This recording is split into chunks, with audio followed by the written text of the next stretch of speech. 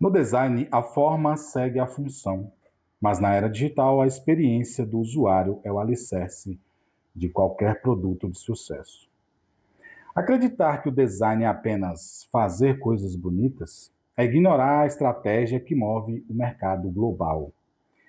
Bem-vindos ao debate sobre como a transformação digital e a inteligência artificial estão redefinindo não apenas como criamos produtos, mas como educamos a próxima geração de talentos em tecnologia. Mas antes de a gente começar a desenhar o futuro desse bate-papo, eu quero saber, você já parou para pensar que tudo que você usa no celular foi projetado por alguém? Se você quer entender como o design e a educação estão mudando o jogo, já clica no like. E se ainda não é inscrito no canal, não dá mole. Se inscreve, ativa o sininho para não perder nenhum momento aqui do nosso Podcampus. Hoje vamos mergulhar na interseção entre o brand e o ensino de tecnologia. E para nos guiar por essa jornada, recebemos a professora e designer Nádia Caldeira, que iniciou em UI UX Design em 2019 e trabalha com brand desde então. Começou na área de educação em 2022 e vem moldando a experiência de usuários e alunos no mercado digital. Nádia, seja muito bem-vinda ao nosso Podcampus. Muito obrigada, Francisco. Eu falei tudo certo aqui, porque é muita coisa, né? Falou. É até engraçado ouvir outra pessoa lendo quase uma biografia sua, assim, que eu fico, nossa, gente, eu fiz tanta coisa. Interessante, né? Mas falou tudo certo, empolgada aí para a nossa conversa. Muito bom, muito obrigado mais uma vez. Nádia, você trabalha com o brand há cerca de 7 anos, né? Sim. Mas em 2019 deu um mergulho profundo no UI UX Design. Qual foi o ponto de virada que te fez perceber que a marca não é apenas o que a empresa diz, mas sim o que o usuário sente ao interagir com o produto? Essa é uma ótima pergunta para começar, né? Eu comecei a atuar com branding ainda na graduação, formei em publicidade e propaganda.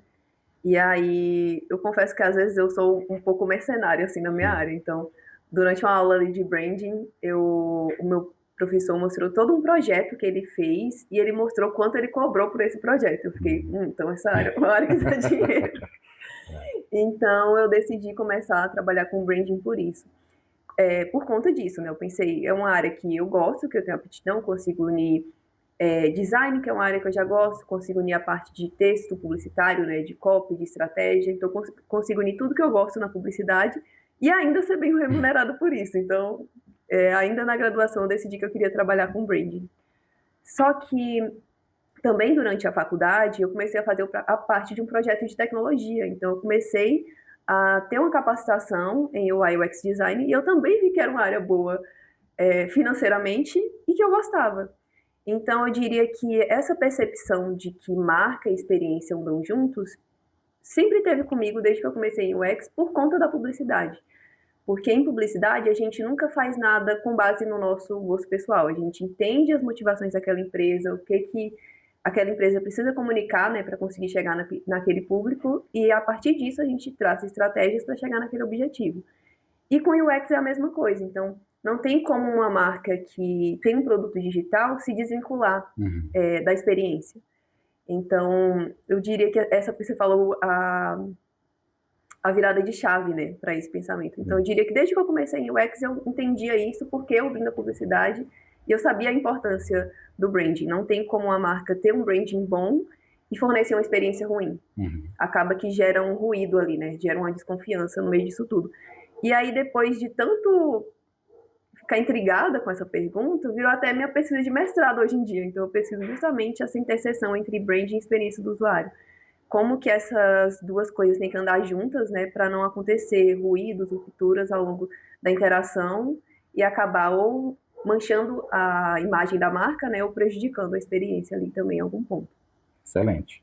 Certo. E como a sua experiência como Product Owner influencia a sua forma de projetar e principalmente a forma de ensinar? Como o design e a estratégia de produto se fundem na sala de aula? Deixa eu só... como eu posso dizer? Construir uma linha do tempo, né? De como a gente já vai parar em Product Owner também. Sim. Porque eu comecei a trabalhar como PO recentemente, a partir do ano passado. E aí eu sinto que foi o que faltava ali nas minhas skills, sabe? Então, tem a parte de branding, de experiência do usuário, e aí saber sobre ownership de produto me traz uma visão mais estratégica de tal, como esse produto funciona e como ele tem que ser feito, né? Como as coisas têm que ser feitas num passo a passo, seguindo princípios e sendo feitas da melhor forma, né, para aquele produto conseguir ser entregue no final. E aí, como que isso impacta a minha forma de projetar e de ensinar também? Acho que na parte de projetar impacta muito em entender o que aquele produto tem que ser, não só para quem ele tem que ser, né? No design a gente pensa muito no usuário, em fornecer um melhor produto, uma melhor experiência para aquela pessoa que vai usar. Já enquanto Product Owner, eu estou pensando muito no produto. Então, beleza, o usuário precisa disso aqui, ele tem essas necessidades. Mas para esse produto ser viável, ele conseguir ser construído, tem outras necessidades e outras coisas que precisam ser respeitadas. Né? Então, eu diria que é um pilar essencial, assim, que me fez projetar produtos melhores.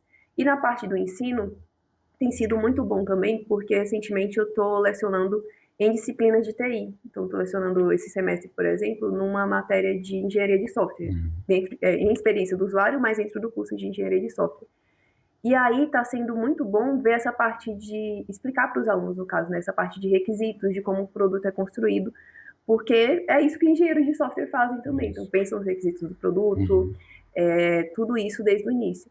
Então, eu diria que é uma habilidade essencial, assim, me acrescentou muito como designer, mas como professora me acrescentou muito também, porque eu acho que foi a parte que faltava para eu conseguir também ter uma didática melhor com alunos de tecnologia. Isso já fluía bem com alunos de comunicação, arquitetura, design, que é geralmente os alunos que eu tinha contato, né?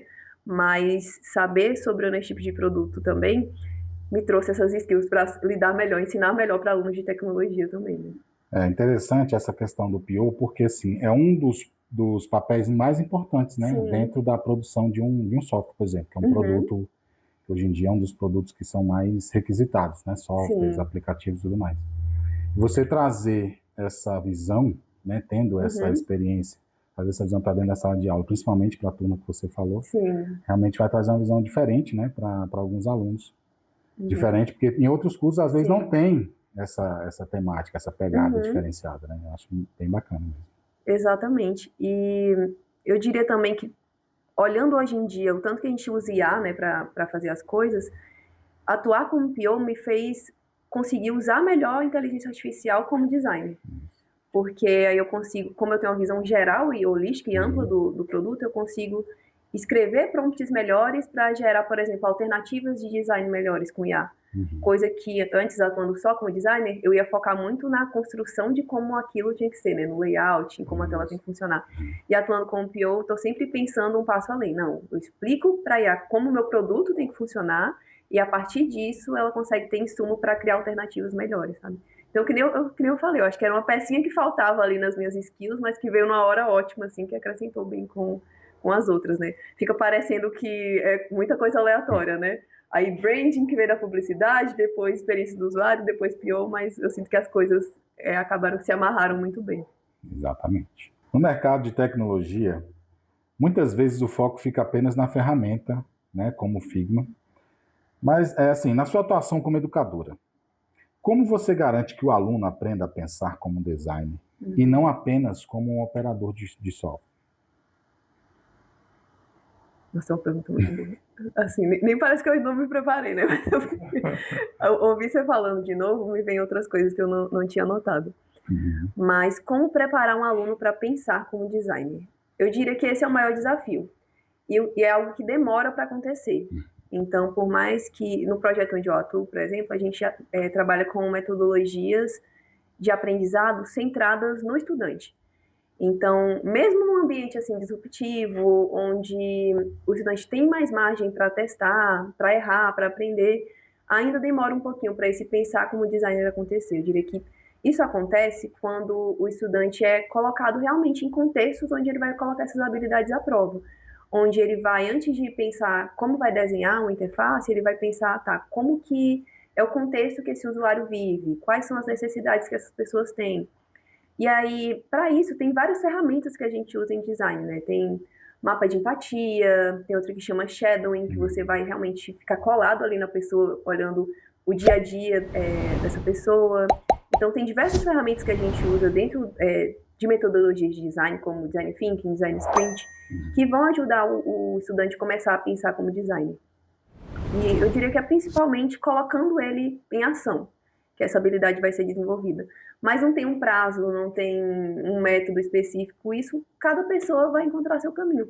Eu lembro muito o momento que eu senti que eu me tornei designer, que foi quando uma colega, ela estava fazendo um jogo para Apple TV, então é um dispositivo completamente assim diferente do usual, né? Geralmente a gente fazia sempre para celular. E aí a gente estava nesse momento trabalhando com a Apple TV e ela veio me perguntar como que ela deixava um dos personagens do jogo bondoso. Então eram vários vikingzinhos e aí tinha um personagem que era tipo um mago dessa ilhazinha de vikings. E aí o mago dela estava muito parecido com os vikings, então ele não estava parecendo que era bondoso. Aí eu fui falar pra ela, amiga, você deixa a túnica dele maiorzinha, então cobrindo os pés em vez de curta, que nem tá a dos vikings, deixa a barba dele mais arredondada. E fui falando várias coisas que ela podia alterar naquele personagem pra ele parecer mais bondoso. E aí quando ela saiu da minha mesa, eu fiquei, caraca, eu sou designer. Porque me deu esse estalo de... Não foi uma coisa técnica, sabe? Eu olhei pro personagem e consegui dizer vários elementos de semiótica, sabe? De realmente da linguagem das formas, das cores que ela estava usando ali, que iam deixar aquele personagem transmitindo um atributo de bondade, né? Que é o que ela queria. Então, acho que todo designer vai ter esse estalo em algum momento. Caramba, aqui eu me tornei designer. Então, eu escuto os meus alunos muito dentro de uma dinâmica que a gente faz com eles, de colocar eles dentro de uma área fora da área de conforto deles. Da última vez que a gente fez isso, foram áreas como fisioterapia, biotecnologia. Então, a gente tirou eles daquele mundinho ali de tecnologia, design, comunicação, e colocou em áreas completamente diferentes. E aí eles tiveram realmente que aprender as coisas do zero. Tá, como que um veterinário trabalha? Quais que são as etapas? Onde que ele tem problemas? Como que ele resolve esses problemas? Porque você concorda comigo que se você tem um problema, você resolve. Você não fica, pode não ser da melhor forma, da forma mais otimizada, mas esse problema vai ser resolvido de algum jeito, mesmo que seja uma gambiarra. Então, tirando eles de uma situação confortável e colocando numa situação onde eles vão ter que fazer perguntas bobas e realmente assumir que eles não sabem nada sobre aquele usuário, é que eu vejo que realmente eles foram crescendo como designers, sabe?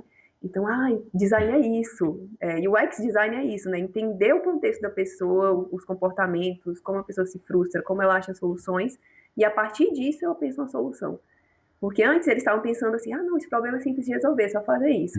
Aí quando eles entendem realmente todo o contexto do usuário, eu sinto que vira essa chavinha, né?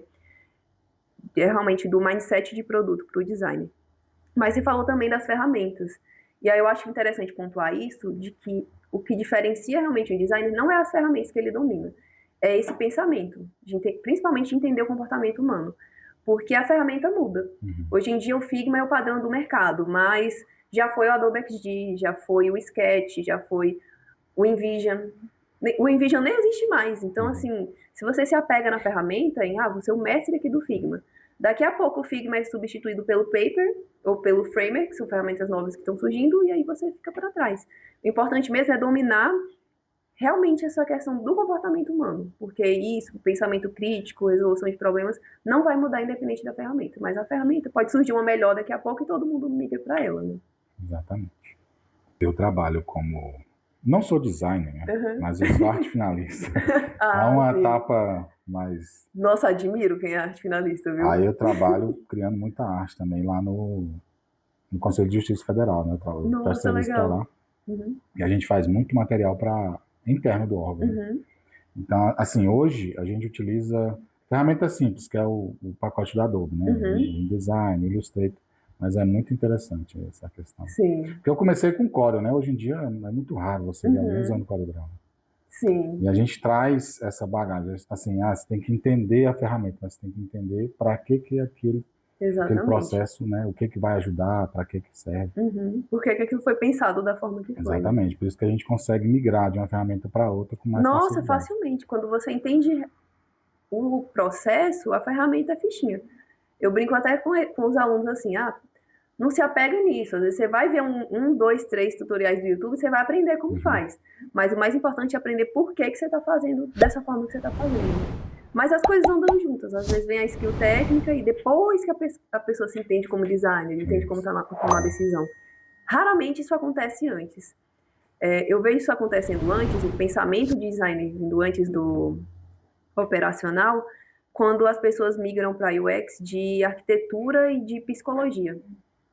Porque eu até falei isso para duas alunas minhas que são de arquitetura essa semana. O que elas fazem já é a experiência do usuário, só que elas fazem para um espaço físico, e aí dentro de UX você vai fazer geralmente para um espaço 2D, né, para um aplicativo. E quem vem da psicologia já coloca o comportamento humano lá na frente. Então, já entende que as pessoas tomam decisões por algum motivo, e que tem viéses cognitivos que vão influenciar como as pessoas tomam decisão. Mas para quem vem de outras áreas, principalmente quem vem do design, tem essa dificuldade com a questão do comportamento humano. Porque geralmente quem escolhe fazer uma faculdade de design visual, design gráfico, tá pensando muito com essa alma de artista, sabe? Já eu sempre gostei de desenhar, sempre gostei de arte, sempre fui uma pessoa mais expansiva, então eu vou fazer design. Mas aí o designer que vem, o UX designer, né, que vem dessas áreas mais associadas a design, pior que isso pode ser polêmico, né, mas é o que eu vivencio. Bota um pi aí. Mas é o que eu vivencio como educadora, né, já há 4 anos, o que eu observo é que o designer, o UX designer que vem da área do design, ele tem essa dificuldade de desapegar do visual para se apegar na experiência, para pensar a experiência antes do visual. Já os designers que migram de outras áreas, como eu falei, arquitetura, publicidade, psicologia, eles conseguem pensar na pessoa antes, no comportamento, de como aquilo tem que ser, e depois pensar em como a interface tem que ser. Então, eu disse, é polêmico, mas é o que eu tenho vivenciado. Não, é interessante você levantar essa questão do lado humano, que é um dos pontos-chave aqui do nosso podcast, do nosso canal, é justamente conectar a tecnologia, né, a inteligência artificial, com o lado humano das pessoas, para não se tornar só aquela coisa robotizada, né? Para a pessoa não fazer, por exemplo, utilizar um chat GPT, por exemplo, para só, me manda um relatório sobre tal coisa. Mas aí para que você quer aquilo? Né? Da onde vem? Qual é a fonte? Qual o fundamento daquele texto ali, né? Então, o importante é você entender o lado humano, tanto do design também, como você vem citando, da tecnologia, da inteligência artificial, que é muito utilizada também, né? Sim, totalmente. Principalmente para sintetizar a informação. Nem você falou, né? Da onde vai vir esse dado, essa informação, para alimentar esse relatório. Então, a gente usa muito para sintetizar a informação, porque às vezes, para chegar no produto, você tem que entrevistar várias pessoas, você tem que gerar um survey, né? Um formulário online, você vai ter que fazer etnografia, que é fazer essa pesquisa de entender demograficamente quem é esse usuário, mas a partir de comentários na internet, realmente de dados já feitos por alguns órgãos, que sejam confiáveis, claro, mas que tá vendo que é uma grande quantidade de dados. Eu lembro logo quando eu comecei a trabalhar dentro de uma empresa mesmo, como designer júnior, teve umas 2 semanas que eu passei transcrevendo entrevistas na mão. Então, tipo assim, 3 horas de entrevista, e aí escutava o que o usuário disse, o que o designer perguntou. E aí, hoje em dia, você consegue transcrever essa entrevista com inteligência artificial e usar a própria inteligência artificial para analisar, pegar ali os pontos-chave, as coisas que mais foram repetidas. Então, ajuda muito, principalmente nessa parte. Eu diria que a parte de gerar a interface ainda está um pouquinho rudimentar. Até pesado falar isso, porque o povo olha e fala, não, como é que tá rudimentar se tá lindo isso aqui? Porque estão focando só na estética. Mas dá para construir coisas que dão ponto de partida, né, alternativas que dão ponto de partida com inteligência artificial, mas eu sinto que hoje em dia, onde ela realmente ajuda sem ter que a gente ficar fazendo tanta correção ainda no trabalho que ela gera, é nessa parte de síntese de dados de pesquisa, transcrição e tudo mais. Eu acho que assim, na inteligência artificial você pode criar ali um esboço, né? Uma ideia do que você, né? Tem uma ideia tal, ela vai criar uma imagem com uma ideia, mas você que vai desenvolver, vai melhorar, vai aprimorar, vai colocar alguns itens seus mesmo, do próprio design. Essas IA generativas, assim, eu uso desde que surgiu, assim, com popularidade, né? Diria desde 2021, 2022. Por aí. E, sinceramente, Francisco, eu nunca peguei algo ali pronto da IA e usei do jeito que ela me deu, porque sempre tem algo para ser ajustado. Sempre. Quem diz que não tem é porque você talvez não tenha o conhecimento para identificar o que é que precisa ser ajustado. Exatamente. Por isso que eu até acho que para quem está iniciando, aí há mais atrapalha do que ajuda. Para quem já tem uma senioridade maior, consegue entender realmente os fundamentos da coisa, consegue justificar cada decisão que tem que ser dentro daquele produto, daquela interface, você sempre vai olhar alguma coisa ali e falar, não, isso aqui precisa de ajuste, isso não está consistente, esse texto aqui poderia ser escrito de outra forma. Então, esse olhar mais experiente assim, para uma ferramenta de IA, eu diria que vira uma forma interessante de se trabalhar, sabe? Porque aí ela consegue gerar com mais rapidez e aí vem a pessoa meio que corrigindo, né? Dando polimento naquilo que foi gerado. Mas para quem está começando agora, às vezes a pessoa olha, não, tá bonito, então tá bom, já vou usar desse jeito. Mas tá lá cheio de problemas que não foram vistos, né? Não foram considerados. Exatamente. É uma excelente visão realmente que você traz aqui do nosso podcast, né? E me diz, qual o papel da agilidade e do mindset de produto na formação de um novo design? O que esse aluno precisa aprender hoje para continuar relevante nos próximos anos em um mercado que muda toda semana? Eu diria principalmente como pessoas tomam decisões. Volta sempre para o comportamento humano, né? Mas, por mais que pareça que o mundo ao nosso redor evoluiu bastante, a tecnologia evoluiu, mas o jeito que o cérebro humano funciona é o mesmo de centenas de anos atrás.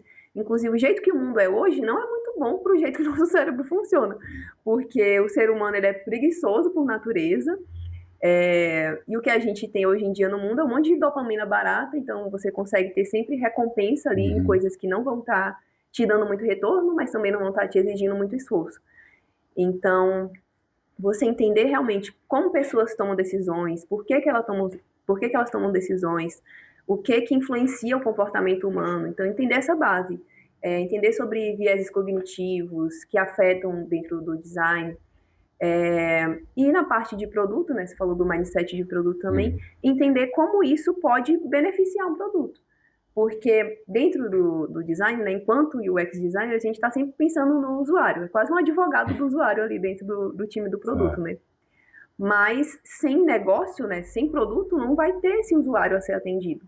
Então, o designer tem que sempre fazer esse exercício, né? Quase equilibrar os pratinhos, que nem tem aquele artista de círculo que equilibra pratinhos. Então, é quase que fazer isso, equilibrar o pratinho do, beleza, vou oferecer o melhor para o usuário, mas eu também tenho que oferecer algo bom para esse produto continuar de pé, para ele continuar fazendo sentido. E algo que também não afete a performance desse produto, não seja impossível de ser desenvolvido. Então, o designer tem sempre que estar ponderando todas essas coisas para fornecer ali realmente a melhor solução para aquele usuário, sempre voltando para essa questão do comportamento humano, que a gente conversou antes, né? Ferramenta vai mudar, mas como as pessoas tomam decisões e como elas são afetadas pela forma como essas opções são dispostas para ela ali dentro de um produto, isso dificilmente vai mudar. Vai mudar se a nossa forma de pensar, né? Realmente, se o cérebro humano mudar, então eu diria para focar mais nisso, no que faz humanos serem humanos, do que realmente na ferramenta lá no final. Perfeitamente. Você já respondeu até 2 perguntas aqui nessa linha. Mas tá bom, vamos continuar aqui. Então você me diz assim, qual o segredo para transformar um cliente comum em um defensor da marca na era das redes sociais, onde a opinião de um usuário pode mudar o valor de uma empresa em minutos? Eu diria que primeiro resolver o problema desse usuário. Então, se você resolve aquele problema bem, de uma forma rápida, eficiente, já tem boa parte do caminho andado, né? Mas eu diria também manter a coerência entre o que a marca promete e o que a experiência do produto entrega. Então, é porque muitas vezes a gente nem precisa ser usuário daquele produto para ter uma percepção sobre aquela marca. Por exemplo, no mercado de banco, mesmo quem não tem uma conta no Nubank, acaba tendo o Nubank como uma referência de usabilidade, de tanto que a marca comunica isso e que ele escuta também de outros usuários, né, de outros clientes. Mesma coisa, eu não preciso ter uma conta na Caixa para acabar tendo uma percepção que é um aplicativo, às vezes, um pouco travado, um pouco mais antigo, porque é isso que a gente escuta das outras pessoas. Então tem que manter muito, muito firme essa coerência entre o que a marca está prometendo, que ela vai entregar, e o que ela realmente vai entregar ali dentro da experiência.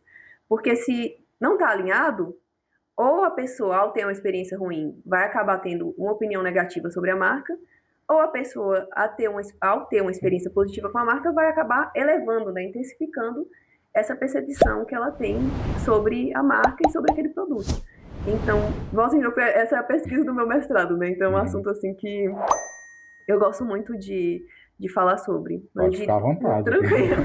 Mas eu diria que é essa coerência realmente que faz a diferença para manter um cliente fiel ali dentro desse produto. Claro que a gente se relaciona com marcas como a gente se relaciona com pessoas, né? Então, se você é uma pessoa que valoriza mais tecnologia, eficiência, rapidez, dificilmente você vai ter conta num banco legado, assim, num banco que não entrega isso. Enquanto se você é uma pessoa mais tradicional, que valoriza uma coisa mais... esqueci a palavra. Analógica. Não é nem analógica, é conservadora. Conservadora. Isso, se a pessoa tem um perfil mais conservador, dificilmente ela vai ter uma conta ali no Nubank. Ela fala, não, como é que eu vou ter uma conta no banco que nem tem agência? E que vidraça que eu vou jogar uma pedra se esse povo subir com o meu dinheiro? Vou brigar onde, né? Vou brigar onde? Vou falar com... Eu tenho que ir lá e apertar a mão do gerente para sentir essa confiança. Então, assim, a gente se relaciona com marcas como a gente se relaciona com pessoas. Então, por isso que marcas têm valores, têm personalidade, têm um tom de voz próprio. Então, volta no ponto da coerência, né? Tem que estar alinhado como a pessoa enxerga essa marca e se identifica com ela. E aí, a partir do momento que ela vira cliente e tem aquela experiência, né? Vira um usuário, essa promessa tem que estar coerente.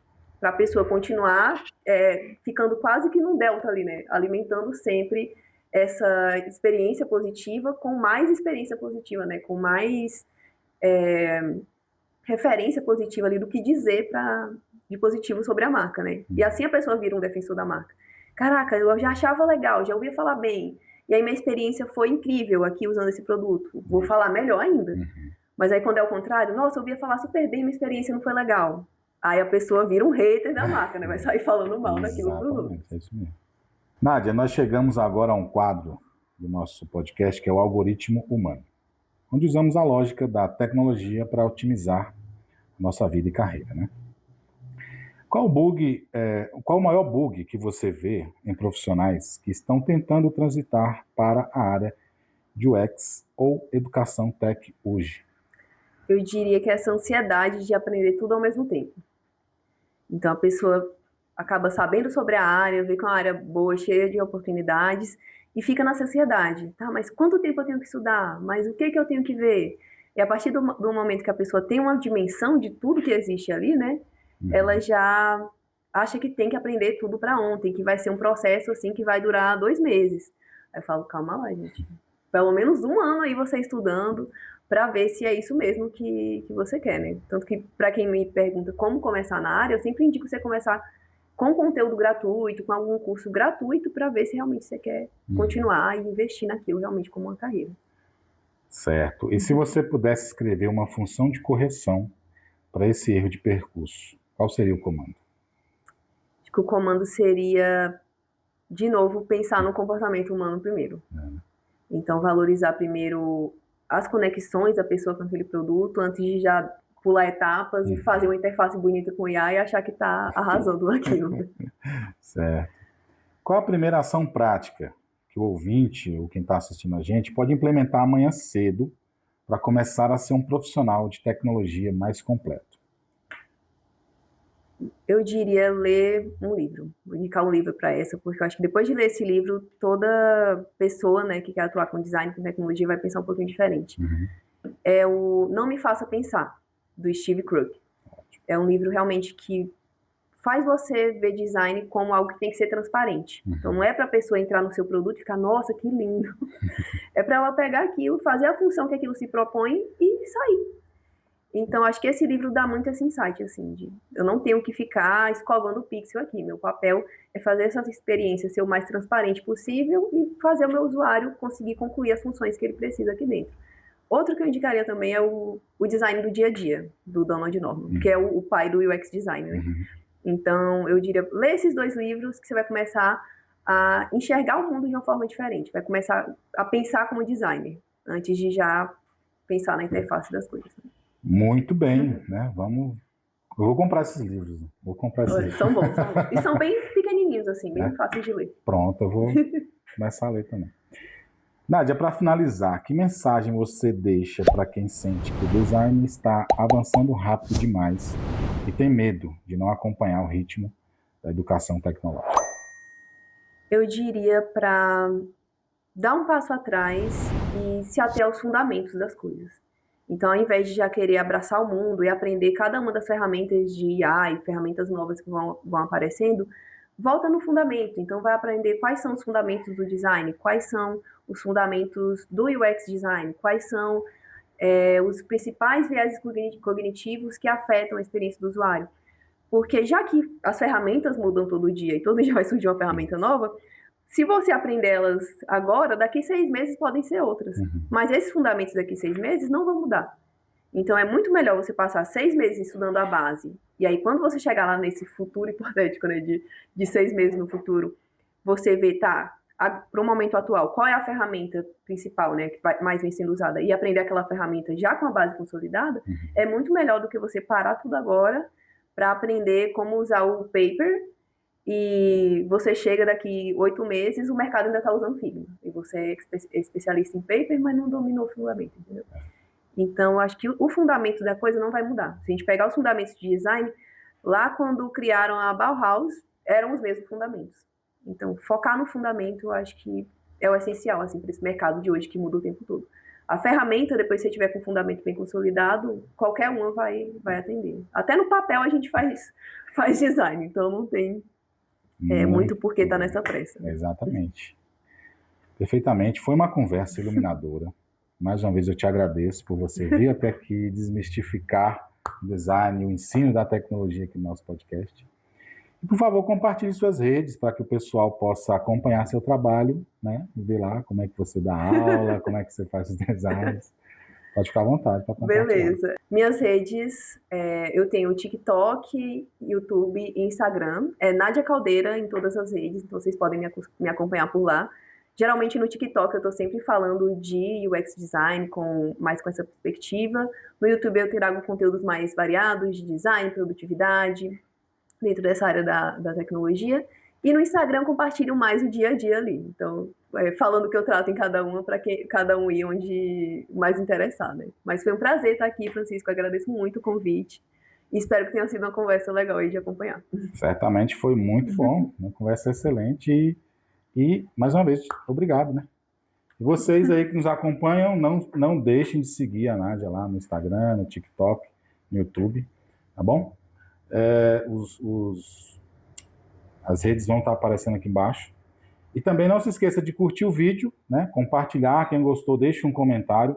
Se inscreva no canal para que o YouTube possa trazer sempre novos conteúdos aí para vocês, né? Conteúdos que vão alimentar aí seu intelecto, vão te ajudar a entender um pouco mais sobre esse universo da tecnologia e da inteligência artificial, tá bom? Toda quarta-feira trazemos um episódio novo aqui do PodCampus e até a próxima.